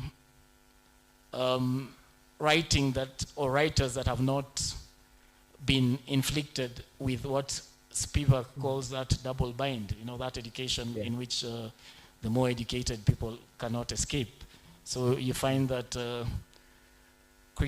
writers such as Grace Ogot, who were harshly condemned by critics of the time, were really,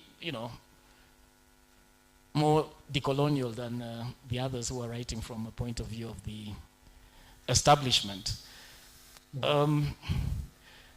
Just a few thoughts, just random thoughts. Yes, I don't have anything specific. I'm just throwing that out there. Thank you. Yeah, you're throwing up very important issues. It's more than random, in my view, Alex. So let me touch quickly on a few of those. First of all, my own subject position. I resist making myself the subject of conversation. So the closest you ever come to that is I have a collection of my essays, which is being published by Cambridge at the end of the year.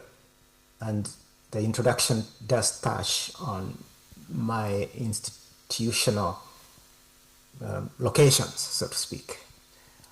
So that does address some of the important questions you're raising about those shifting traditions. I'm also glad to hear that you inherited that copy of the great tradition, because as you may know, I think you should know this,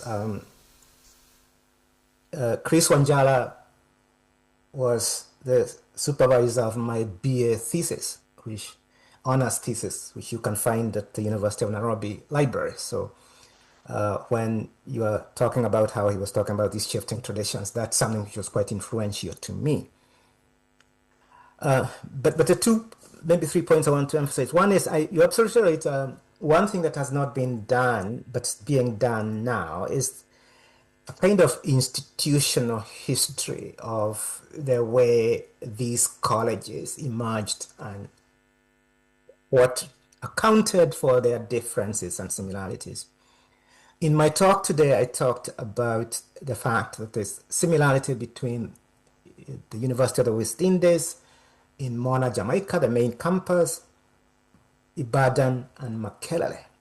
And the reason for that is because of their connection to the Asquith report, which was the foundational document, but also the fact that they were colleges of the University of London. That was the syllabi people like Ngoge studied. So if you look at the Makerere people, irrespective of the country they came from, and I knew many of them, Ngoge, David Rubadili, and Tanzanians like Orokoro, Guna, not the author, but his cousin, they all went to Makerere, and you could tell who went to Makerere, and then you'd say that whoever went to Makerere and the person who went to Ibadan and the person who went to the University of the West Indies, Lille, had a lot of similarities because they're reading the same books. And so when the revolts started, there's a way in which Nairobi is different, Dar is different. It's just that occasionally they have Makerere people there. You know, at Ngoge, Michelle Mogo, these are Makerere people who come to the University of Nairobi. Kamejo is a Makerere person who goes to Dar es Salaam. And they find themselves in different kinds of institutions because the University of Nairobi, very important to emphasize this, English in the University of Nairobi was not institutionally important or central. It only became central precisely because of that manifesto and because of the fact that the writers, the reason I love the writers, Ngoge, Okorpitek, Taban Olion, is because there was a certain kind of self-importance. They made us feel self-important. Otherwise, we were not important. We were called, the derogatory term was penguins because we walked around reading the penguin editions. The center of the University of Nairobi was engineering. It had been the Royal Technical College. So when English is introduced, I've got a good institutional memory and I spend a lot of time in the archives, but I believe the first graduate in English at the University of Nairobi is the Reverend Gitari, David Gitari, before he became the patriarch of the Anglican Church in Kenya. That's where he started. I think he's the first one. Dar es Salaam is oriented, everyone went to Dar es Salaam for law. So again, English is marginal to the whole project, but also the context is different. But Makerere still has that heritage, which Ibadan also has as a heritage, and Moana in Jamaica has a heritage. So these different histories, but also the changing post-colonial cultural institutions, the public itself is changing. There is a different orientation in Tanzania, which we don't find in Kenya. So that's an institutional history that young people kind of need to spend time in the archives trying to figure out. And for those of us before our memories fade to talk about. But there's something else you touched. Oh, I was going to talk about orality. Orality is one of the central planks, if you want, in the Nairobi Manifesto. And orality becomes the way of trying to Africanize English itself. My own argument, however, has been that there has been a missing link. So in the collection of essays I'm publishing at the end of the year, I have an essay which is also coming out in research in African literature in a couple of months on orality and the writing lesson. And the point I try and make there is that when the intellectuals were talking about orality as a mode of decolonization, what was missing also is the way orality itself emerged as part of writing. And in order to understand that part, how orality was appropriated by writing, you don't need to read about proverbs in Achebe. That's a second step. You don't want to read proverbs in Ngoge. You don't want to read Gikuyu speech arts in Ngoge. Before you get there, you have to go to what I call, for lack of a better word, vernacular intellectuals.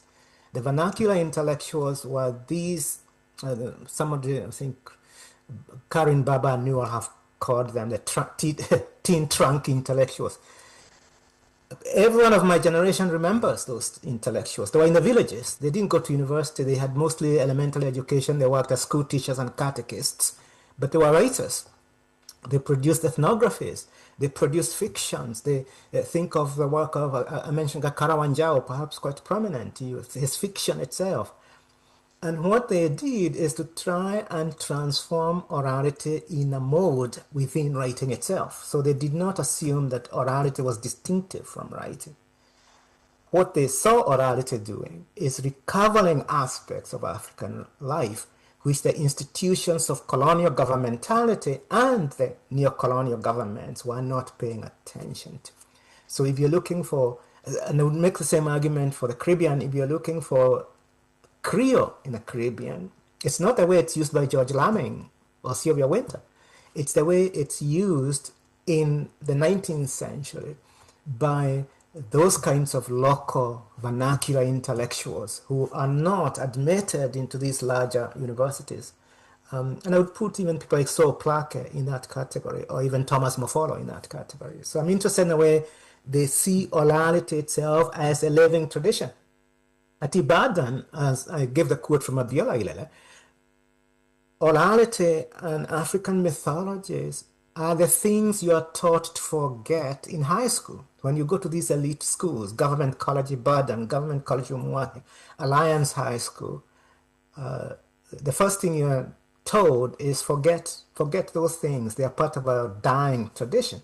But the vernacular intellectuals are very much involved in it. And so orality then becomes, I wouldn't say a poisoned chalice, actually it becomes a very important way of dealing with the paradox we were talking about earlier, the paradox of English. And those are the kinds of writers I've been spending time, and they're part of that tradition. Finally, you talked about Modibe. I tend to agree, and I think I may have written about this, that the key is not the language itself. Yes, language has resources, language has orientations, but the key is how language is deployed towards certain imaginative or critical ends. So in the case of Ngoge, I've always been bemused by the debate on language, partly because it's always misunderstood. He himself encouraged that misunderstanding by talking about an epistemological break. And of course, I wrote about it. I don't think it was an epistemological break. Actually, now in retrospect, and I know there are a few people in the audience who are specialists, some days maybe they have better ideas than I do. But what is increasingly becoming important is that there was an important Gikuyu element in Ngoge's works in English. When you read The Weep Not Child or The River Between, and in my case I've spent some time in the last couple of years going back to Petals of Blood, the last one, what you begin to see is a way in which an idiom that's very much Gikuyu is very dominant. So what's happening now, and I have a student doing this on the case of Shona, it's the same with Dangarengba, it's the same with these writers where their novels are now being translated back, so to speak. So you can if someone were to translate Weep Not Child back, you might actually be surprised to discover it was as if it was written in what? In Gikuyu. There's someone translating Dangaregba's nervous condition, I think it's now in Shona. And when you see it in Shona, you can see how, in fact, there was a very powerful Shona idiom in the English edition itself. So we can make all these arguments and see how, in fact, it's not the language you use per se, it's the goals of that language, imaginative goals, critical goals, and so on. Yes, I edited quite a bit of Ngoge. It was my first job when I left the university, and he had just come out of prison. And we spent a lot of time talking about how to translate. And the one thing he said this in an interview, one of the credits he's given me as an editor was, he said, I edited his Gikuyu books the same way I was editing the English books I was editing, the same standard. It was important for him to have that standard. And the reason that was important for him is because one of the things he wanted to show is that African languages could have the same imaginative capacity as works in English. And so I think that's, to me, where the focus was. And so I would argue, in terms of the structures, I know, I shouldn't say that Gishingri, I see Gishingri there, but he just published, there's a brilliant essay on a book just published by Routledge. Don't ask me how I know this, but I know everything. But there's a brilliant essay by Gishingiri where he goes into details about that idiom. It's an important idiom. It doesn't matter whether the structure is Bulgakov or whether the structure is Tolstoy or whether he borrows. It's what he does with the language itself. And I think that's important. So I think I've covered most of the random thoughts Alex had. I think. Thank you very much, Professor Gikandi. I think we'll release you. We've used a lot of your time, and thank you for your patience. A round of applause for Professor Gikandi. Thank you very much. Well, thank you very much for the invitation, and I wish I were there. I am going to come one of these days. Yeah, sure. You could say Right. the Zoom link remains the same for the entire Yeah. conference, and we'll Okay, be I'll having drop in. I'll a drop series in of keynotes. Feel free to Yes, drop I'll in. drop in. Thank you very All much. right, thank you very much. Have a good evening. Oh, have a You good too. day. You're in New Jersey. Have a Good, good good day. morning. Cheers Thank to your you. morning here. All right. Okay, all right. Bye. Bye-bye. Thanks. Okay. So we're moving on swiftly. I think we're running a bit late in the program. We are supposed to move on to Alliance Française de Nairobi, which is the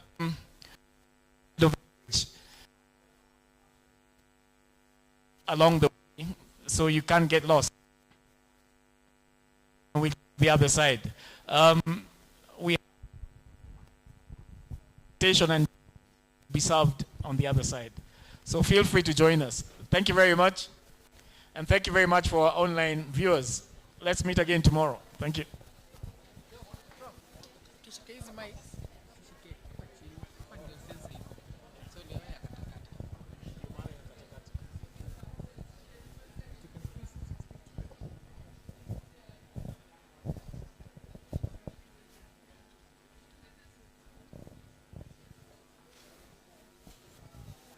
Is there any announcement I've not made? Dr. Kim. Is there any other announcement?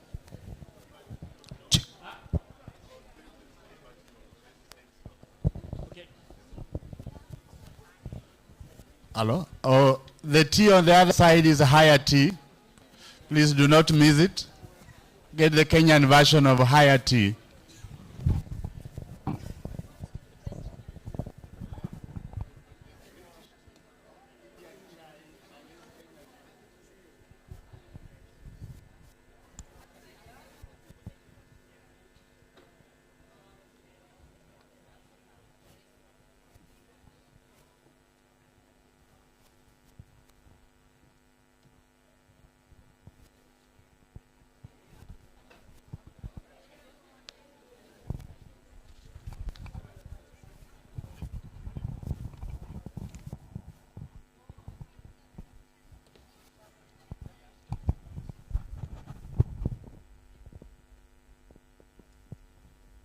Recording stopped.